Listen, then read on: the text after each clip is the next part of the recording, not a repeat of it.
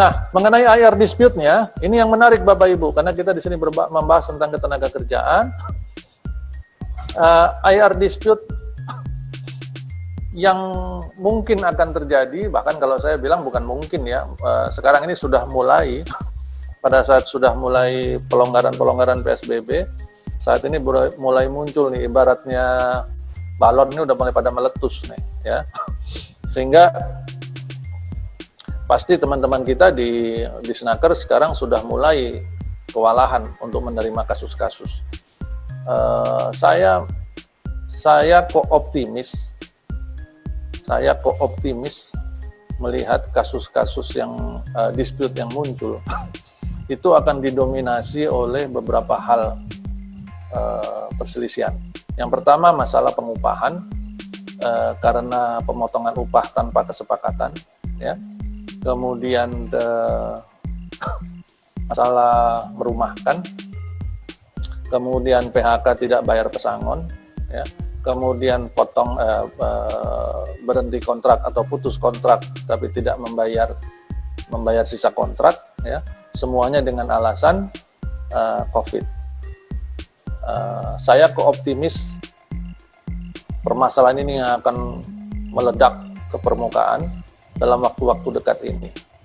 Karena sekarang sudah mulai bisa bertemu lagi secara fisik. Saya yakin pelayanan di Snaker juga sudah mulai dibuka, sehingga mulailah mengantri orang-orang yang membuat pengaduan tertulis. Ya. Ini yang akan terjadi. Nah, hal menarik lainnya Bapak Ibu, pada saat dispute atau perselisihan ini sudah mulai muncul, pada saat seorang karyawan atau sekelompok karyawan itu sudah mulai mengajukan keberatan atau gugatan,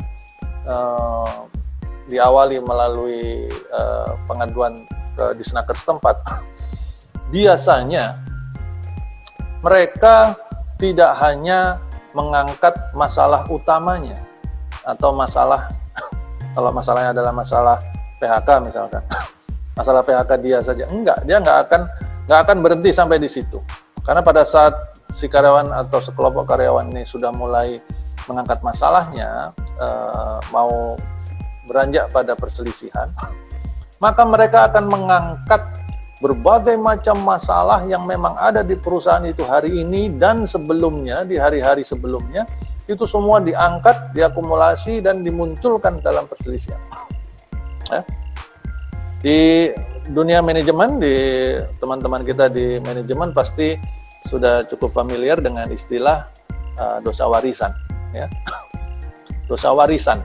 Jadi kalau kita mulai masuk kerja di satu tempat jadi pejabat baru, biasanya terus nanti ada masalah yang baru muncul, akibat dari isu-isu sebelumnya atau masalah masa lalu dan sebagainya. Dan kita sering menyebutnya sebagai, ini dosa warisan nih. Ini adalah aku dapat warisan masalah nih dan sebagainya, ya. Nah, itu yang akan muncul biasanya.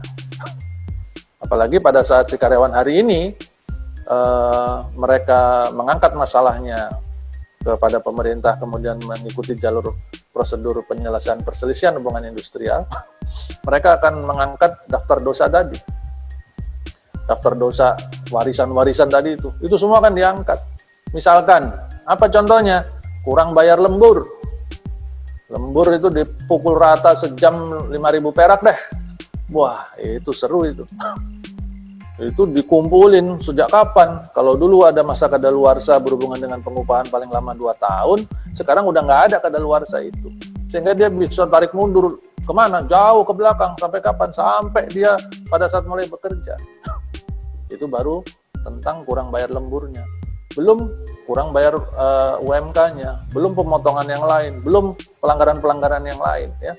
Begitu banyak yang daftar dosa yang bisa diangkat oleh karyawan dalam perselisihan-perselisihan baru ini. Sehingga kita bisa bayangkan akan seperti apa ledakan kasus IR di dalam waktu dekat ini.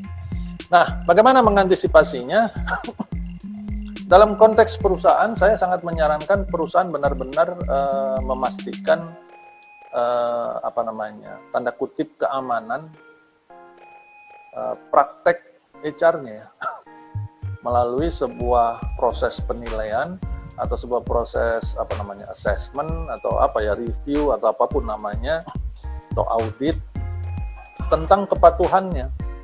Kepatuhannya adalah tentang kepatuhan hukumnya.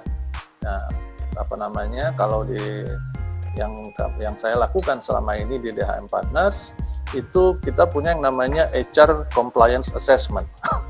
Nah, menariknya nih Bapak Ibu, HR Compliance Assessment yang kami lakukan sejak tahun 2009 sampai sekarang, ya,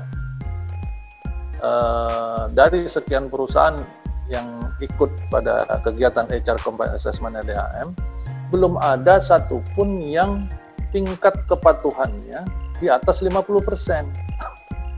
Tingkat kepatuhan HR-nya ya, di atas 50%, belum ada.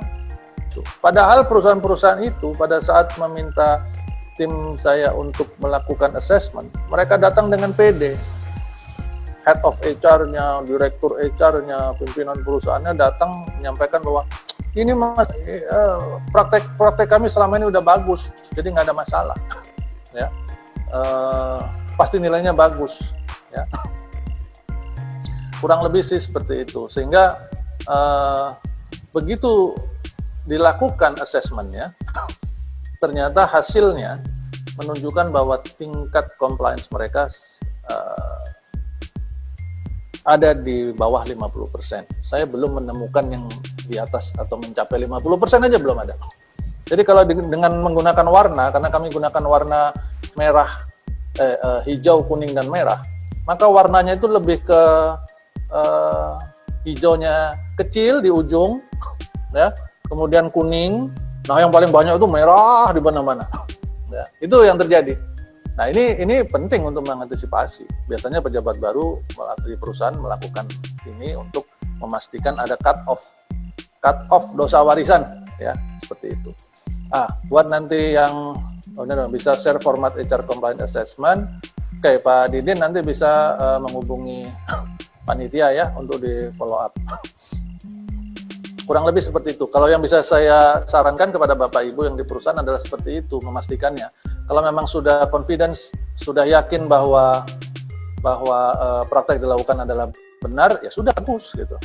Ya, cuman sekedar reference seperti yang saya ceritakan tadi, perusahaan yang menggunakan jasa HR compliance kami itu bukan perusahaan kecil saja, gabungan sih perusahaan yang kecil, yang karyawannya mungkin cuma 50, 100, sampai dengan karyawannya yang sudah mencapai di atas 20.000. Ya, dan lokasinya tersebar di seluruh wilayah Indonesia, baik sales maupun manufakturnya. Ya.